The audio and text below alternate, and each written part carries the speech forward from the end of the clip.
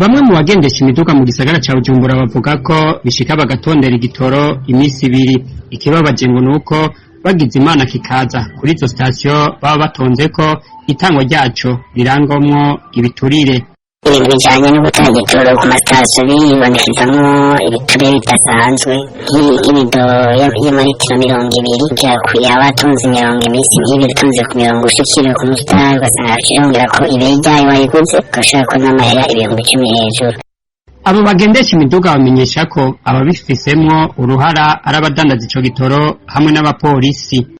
Hamyuzanye imodoka nayo kugira ngo bagushiremo bimwe bita ngo kuzuza cyangwa ingufu, no kuvuga yuko imodoka yose ifata igira gushaka ko ya misi 2 canke imisi 3 itoze ku murongo ushikiriwe imbere yo kuba kuzuriza ubanza kuriha 5,000 uvyo bishiramwe bita umupompiste n'ibindi 5,000 vy'umupolisi.